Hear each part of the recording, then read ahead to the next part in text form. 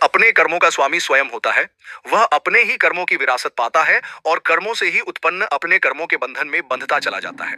सच यह भी है कि इस दुनिया में दो तरह के इंसान हैं। एक जो ये मानते हैं कि भाग्य वाग्य कुछ नहीं होता और वे कर्म की प्रधानता में ही विश्वास करते हैं। चलिए एक कहानी के माध्यम से जानते हैं। नर्मदा नदी के किनारे बसे शहर अमलापुर में दो बिल्कुल अलग सोच वाले लोग रहते थे, समीर और काव्या।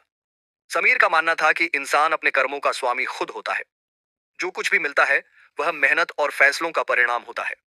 वहीं काव्या का विश्वास था कि इस दुनिया में जो लिखा है वही होकर रहता है। भाग्य से कोई नहीं बच सकता। दोनों की मुलाकात एक छोटी सी लाइब्रेरी में हुई। किताबों के बीच शुरू हुई बहस धीरे धीरे दोस्ती में बदली और दोस्ती कब प्यार बन गई किसी को पता ही नहीं चला। समीर दिन रात मेहनत करता। उसे लगता था कि आज का संघर्ष ही कल की पहचान बनेगा।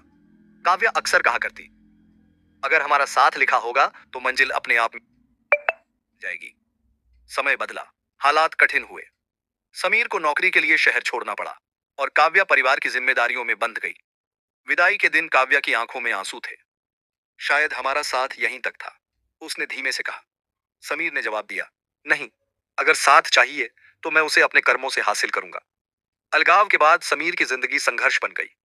कई बार असफल हुआ, कई बार हारा, लेकिन उसने रुकना नहीं सीखा। उसने अब समझ आ चुका था, कर्म ही वह डोर है जो इंसान को उसकी मंजिल तक खींचती है। दूसरी ओर काव्या भी बदल रही थी। उसने महसूस किया कि सिर्फ इंतजार करने से कुछ नहीं होता। भाग्य भी उन्हीं का साथ देता है जो आगे बढ़ने की हिम्मत रखते हैं। सालों बाद बुद्ध पूर्णिमा के दिन दोनों फिर मिले, एक बौद्ध विहार में। वही शांति, वही सन्नाटा और वही अधूरी कहानी।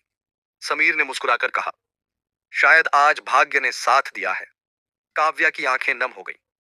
नहीं, उसने कहा, आज हमारा मिलना तुम्हारे कर्मों का फल है।